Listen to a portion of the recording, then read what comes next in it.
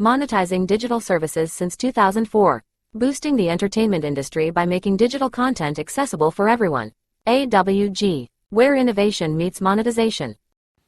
Welcome to the Human Capital Innovations Podcast. We're your source for personal, professional, and organizational growth and development, where we share original research, explore industry trends, and interview executives and thought leaders from across the globe. We hope you join us often for practitioner-oriented content around all things related to leadership, HR, talent management, organizational development, and change management. Maximize your personal and organizational potential with Human Capital Innovations Podcast.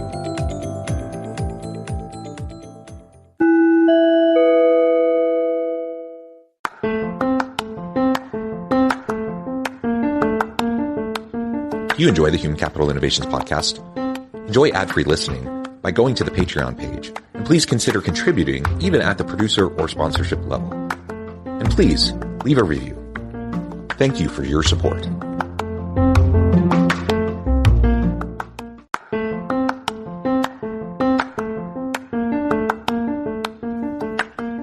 Welcome to the Human Capital Innovations Podcast. In this HCI Podcast episode, I talk with Rich Alderton about adaptability intelligence as a key leadership skill.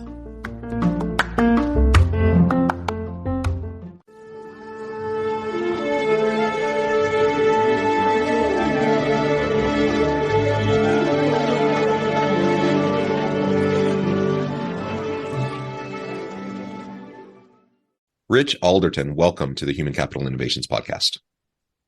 Thank you very much, John. Great to be here.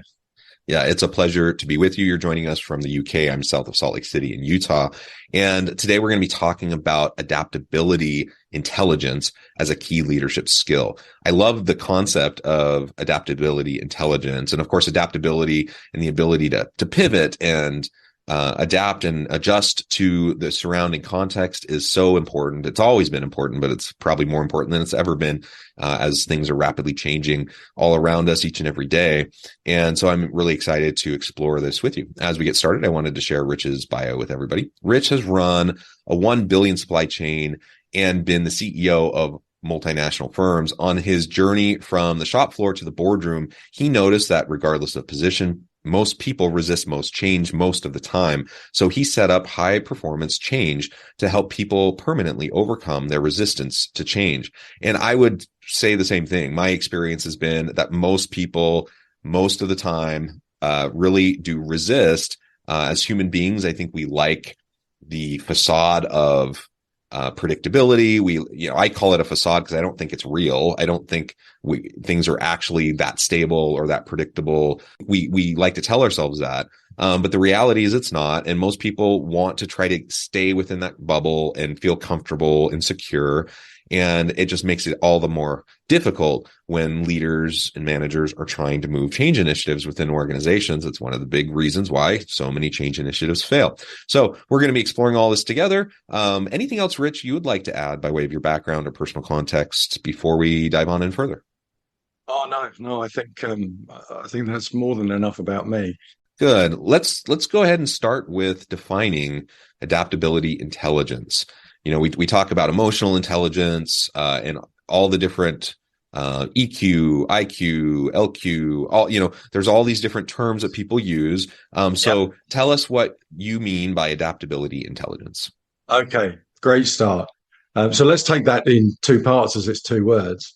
If you look at the definition of adaptability, if you look that up in the dictionary, it will say something like the ability to adjust to new conditions or to new situations, which is entirely correct. Of course, it's a little bit dry and almost entirely useless in helping us in the real world understand how to become more adaptable. So the definition, the more useful, helpful definition that I've defined it as, is a subject of three components. It's about having the curiosity to see the need or opportunity for change, to seize opportunities, to manage threats. And then understanding that there is this need or opportunity. It is a fine, lovely academic exercise, but if you don't do anything about that, you're still going to get run over. So then you've got to have the courage to actually take a risk, do something new, do something you've never done before, that might fail. And all of that is good. But if you decide to, and it takes you so long to get that courage up and do something and put that curiosity to work, then again, if you're running along the tracks in the right direction, but you're not running fast enough, you're still going to get run over. So it's also about having the velocity to turn. You mentioned that word pivot. It's that ability to pivot quickly. And the reason I use the word velocity and not speed is because velocity has that directional vector content. So if you turn, but you turn in the wrong direction, you're still sunk. So adaptability is about curiosity, it's about courage, and it's about velocity. And the reason that people like myself, I didn't coin the term adaptability. That came out about 2010, according to research that I can see. We tend to treat, and we might talk more about this, we tend to treat change as a logical, linear business process, something that is linked to the world of project management. But actually, human beings don't think that way. We certainly don't feel that way, and we don't act that way. So we need to stop talking about and thinking about adaptability as a business process and think about it as a form of intelligence, because contrary to what most people that I've ever encountered and talked to about this stuff, adaptability is something that can be learned. We tend to think that our adaptability level is fixed in stone, that it's a gift given to us, at birth, inherited in our DNA, because we can't remember the last time we actually changed our attitude to change itself. But the good news is nothing could be further from the truth, and anybody can become more adaptable if they want. So when we understand that, if you define intelligence as the ability to acquire and apply knowledge, well, it's entirely possible to acquire and apply knowledge about becoming more adaptable and changing the way that you think, feel, and act in response to change. And all of that is a very long-winded way of saying that's why we call it adaptability intelligence. Yeah, well, I really like that. And clearly that's the world we're in. And so it makes sense that adaptability intelligence should be one of those muscles that we're building and stretching on a regular basis, that we're developing, so that we can be more effective managers and leaders. So tell us a little bit more, your thinking behind why adaptability is such a crucial leadership skill and competency in the modern world of work. Yeah, well, look, I'd love to tell you that this is a complete insight that I came up with myself, and I'm the first to understand that adaptability is so important. But of course, nothing could be further from the truth. And it's more than a decade now since HBR identified adaptability as the new competitive advantage. And yet here we are in the next decade now. And still, it seems that most organizations are not getting to grips with adaptability. They don't understand what it is, and they're certainly not doing very much about it. So the question is, how do organizations go about preparing their people for change? Overwhelmingly, they either do the just do it, which is brilliant because it requires absolutely no planning, no communication, no thought about the person whatsoever. And the only advantage is that when it fails, because you've done no planning, failure comes as a complete surprise. Lovely. The other way, the proper way that organizations go about it, which is good as far as it goes, but that's a point I want to make, is change management in all its various forms. And we only need to look at Kotter's classic 8-step model to kind of hang all change management off. The idea that you need to look after people through projects, not just the hard stuff of project deliverables, milestones, Gantt charts, and budgets and all of that other stuff that project managers need to worry about.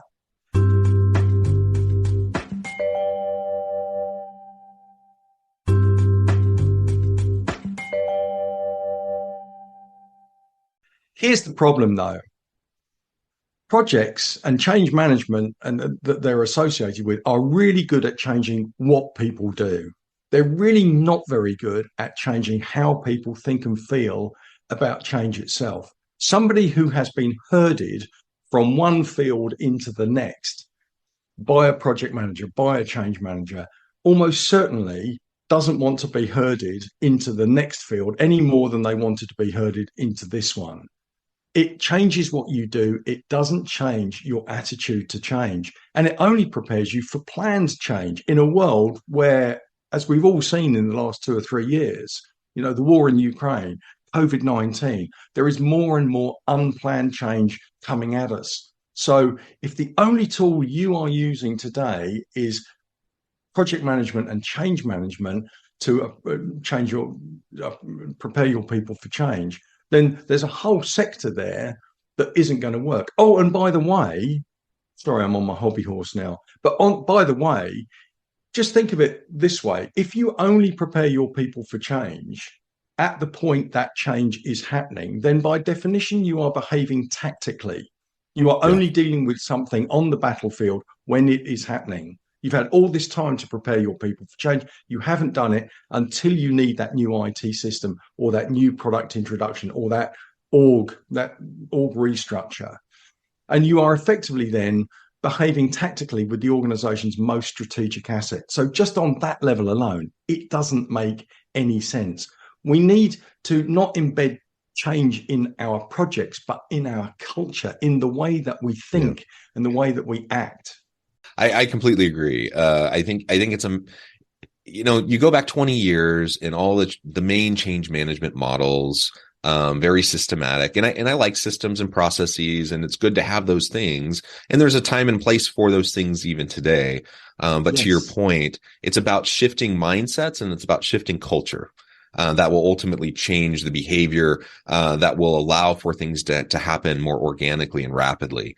And so the problem with I was just doing an exec ed training a couple weeks ago, and we were talking about some change management stuff. And at one point, one of the participants, a CEO of a tech firm, they just pointed out, they're like, well, wait a minute, everything we're talking about, and they kind of just reiterated what you just said, and they said, but how does this actually help us to just be proactively, constantly engaging in adapting and changing and iterating and moving in the direction we need to go. So he kind of stole my thunder a little bit because I was getting there next, but he went there and he asked the question. I'm like, you're right. I mean, there's a time and a place for change interventions. There's a time and a place for those kind of formal processes. But in the modern world, that is where the rate and pace of change is just increasing exponentially, and not just sociocultural, economic, political, like all the external contextual factors, but like technology and the systems that we use within our organizations, like everything is changing so rapidly that it's gone are the days that we can just think about, once a year, once every few years, kind of thinking about where are we at? Where do we need to go? Let's initiate a change process. No, it needs to be embedded in who we are, in our DNA, in our culture, so that we can be constantly doing it. And if we can't get there, we're constantly going to be trying to play catch up. We're constantly being reactionary instead of proactive and really strategic. And like you said, tactical, in our approach. And that's just going to set us behind. Yeah, there was a really important word. I agree with everything you said, but there was a really important word you said in there, which was mindset. And who believes for a minute that pushing people through projects actually changes their mindset? If you just think about it from that simple point of view, then you start to realize that actually change management is really good at what it does. I am not saying we should give up on change management. The statistics over the last 30 years prove that it really helps deliver more projects on time, on budget. Even though the stats are still pretty bad, they're much better when you use change management. What I'm saying is, wouldn't it be so much easier for those project managers and change managers if the people that they inherited, the people that they were trying to unfreeze, move and refreeze, already had an adaptable mindset where they were open to the idea of change?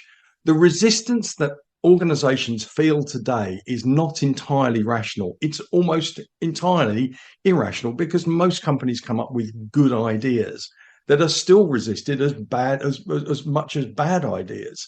And the reason for that is because people aren't resisting your change, your beloved new IT implementation. I'm a consultant, so I'm duty bound to use the iceberg metaphor at some point in my life, and here it comes.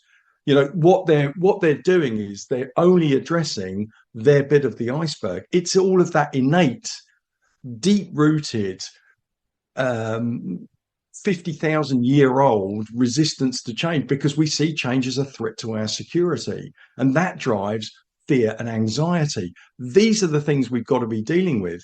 Talking about how brilliant this new IT system is going to be, that doesn't even register in the mind, because we haven't got past all of that adrenaline that people are feeling, that shuts the brain down from active thought, and just goes straight into fight or flight mode.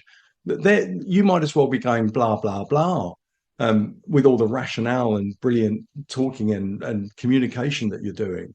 What we've really got to do is get under the surface and deal with people's inability to deal with their fear and anxiety. If you can help people control their fear and manage their anxiety, and there are brilliant ways to do both of those things. The American Psychological Association says that anxiety is highly treatable. Now, we're getting better in the Western world at dealing with this and talking about this stuff. We're still afraid to talk about fear, though. We're still walking around in a little bit of a cloud of testosterone here, gentlemen. But if we can deal with these two things, and get people out of their own way, then we can start to see change for what it really is, which is the best chance any of us is ever going to get to find out what it is that we can really do to make a difference and self-actualize ourselves, which is just a fancy way of saying realizing our potential.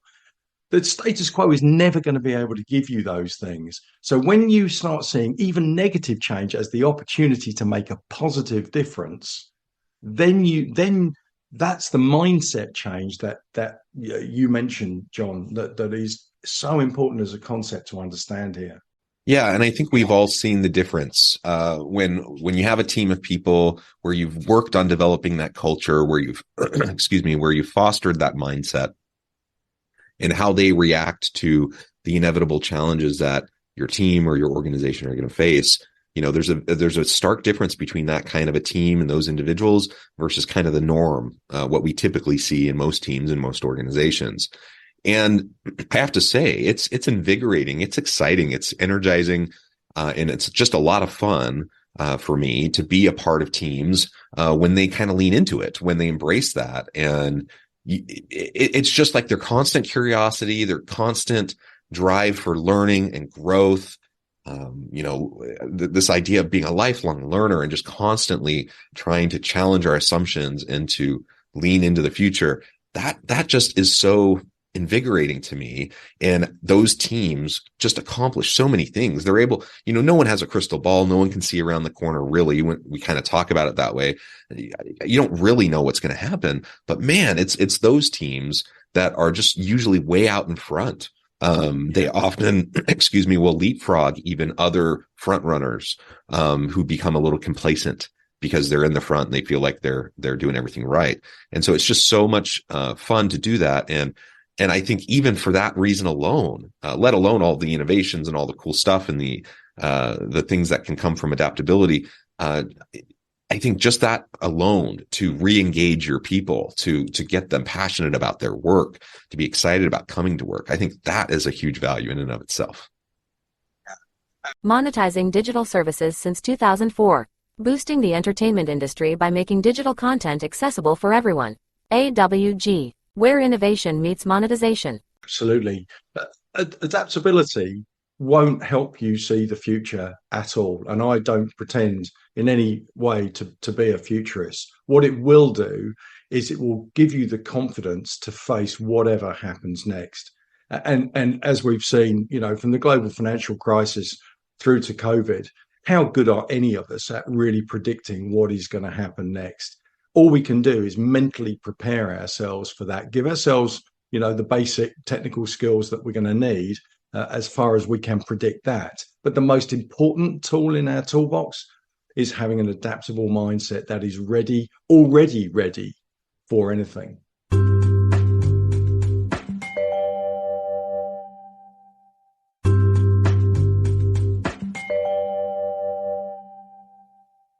So at this point, we're 3 years into this pandemic or endemic, however you want to frame it these days. It upended our world. It shifted everything. Most people have seemed to cope with the pandemic okay. Obviously there's been challenges and there's been mental health issues, and it's been a challenging time to be sure. But people have kind of adapted. They've learned to get through it okay. Why do you think most of us need to work even more on that adaptability, though? I mean, it seems like people have kind of adapted all right, haven't they? So why is this continuing to be even more important? Okay, that brings up a really, really interesting debate, because have they? I'm glad you put it as a question. Have they really adapted? Because for me, there is a big difference between resilience and adaptability. Again, let's go back to our dictionary. Resilience is defined as the ability to bounce back, for a deformed shape to retake its original form. It's what palm trees do in hurricanes. They'll bend with that extreme change for as long as is needed. And then as soon as the hurricane is over, because of their flexibility, they are able to bend back and retake their shape. And most people I know have, all they've wanted is for life to return to the end of 2019. And apart from this big debate about hybrid working, which seems to be one of the biggest tangible changes to work life, at least, most people just want things to go back to the way they were. Of course, they never will, but that's really what people want. The difference with adaptability is that it is about having the ability to bounce higher. It is about taking that negative event, whatever it is. They say you really find out who you are when the chips are down, and sometimes when we are sent down into the negative spiral, and we're sent down into the bottom of the valley, that's when we spring back the highest. And the opportunity, what an adaptive mind says is, I'm not just going to bounce back here. I'm going to use that energy that the universe has given me, even though it's negative energy, and I'm going to turn it into more than I was given, and I'm going to turn it into something positive. There's that story about realtors who, when the housing market goes into a bust down cycle, that there are those who go, oh my goodness, the world is ending. And there are those who go, this is brilliant, because when the upcycle next comes, there's going to be fewer realtors about, and I'm going to clean up. It's that kind of mindset that can see even negative change as the opportunity to make a positive difference. So no, I don't think the world has demonstrated massive adaptability. I think it's demonstrated fantastic resilience, but those two are different things. Yeah, I think that's fantastic. And it's important to just remember, like, resilience is super important. That's another topic we could really explore. Absolutely vital in the modern world. But it is fundamentally different. And yeah, the number of times I'm in conversations with individuals who just want things to get back to the way they were, which happens all the time. Like most of the conversations I have seem to have some element of that. And I'm like, what is this back to the way it was, like this supposed idyllic time that existed previously. Like, there have always been challenges. There's always been upheaval and concerns, and there's no idyllic time actually. But we just kind of reflect back and just kind of, because we're more comfortable, we just kind of wish it was that way again. The reality is things are always changing. Nothing is ever perfect. There's always challenges. There have been in our past, there are today, there will be in the future. And so I think just getting past that and not always striving to get back to the way things were, but to lean into how things can be is a powerful mindset shift, and it can set you up for some really cool things to happen. I mean, the truth about the future is that we don't know what's going to happen. We can plan, we can, have strategic foresight, we can do all these different types of things, but we don't know what's going to happen. That's scary. We like security. We like a sense of predictability. So it's scary when we don't know what's going to happen. But the truth is, when you don't know what's going to happen, it also means that there's endless possibilities. Like anything could happen. So it doesn't have to be a bad thing. It doesn't need to be scary. You mentioned fear earlier. It doesn't need to be something we're fearful about. It can be something that we can lean into in terms of and be optimistic in terms of the opportunities and leverage these opportunities. But that can only happen as we're adaptive and as we can do that rapidly with velocity, like you mentioned. So exactly to that point, one challenge I like to put to leaders and CEOs that I talk to is show me your strategy. Do you think that strategy is going to be implemented as first written? And these days, nobody I talk to will say yes to that. Everybody believes that some of the strategy is going to be irrelevant. Some of it will be emergent and come along the way, and some of it there won't be time for or budget, whatever. So then I say, well, where in there is the bit of your strategy that prepares your company for the unknown bits that you have no idea what's going to happen to you yet? And then, of course, there's a bit of a pause. So my recommendation always, and to your listeners, is make sure that there's something in your strategy that is specifically designed to give your people this skill set called adaptability. Because guess what? If you have an adaptable mindset and a culture of adaptability in your organization, then it will unlock their ability to do all of those other things in your strategy more quickly, which means that they'll happen easier and more completely and at lower cost. And then when the world does pivot in ways that you can't yet imagine, guess what? There's only going to be one bit of your strategy that's still relevant, the only bit that you can possibly future-proof about your organization, and that is giving it that mindset that you talked about of adaptability. Yeah, I love it.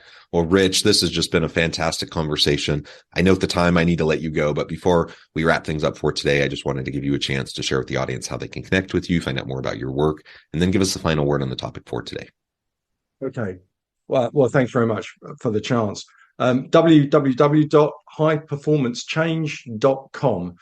All of my contact details are in there. I'm on LinkedIn, Rich Alderton.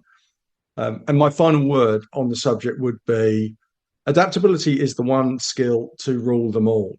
If you don't have adaptability, you are going to suffer a derail of your strategy. Stress levels will go up and you will pull your culture below the line by the resistance of change that you will increasingly find as you drive more and more change.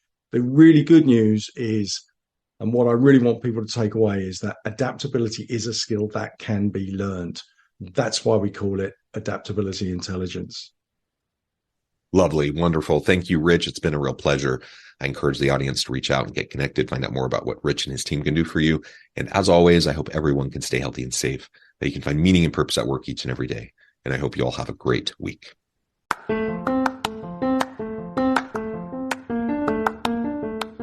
If you enjoy the Human Capital Innovations podcast, enjoy ad-free listening by going to the Patreon page, and please consider contributing even at the producer or sponsorship level.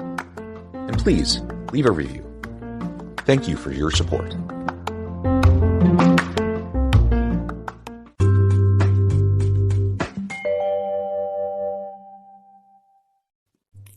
Thanks again for joining us for this episode of the Human Capital Innovations podcast. I hope you stay healthy and safe and that you have a great week.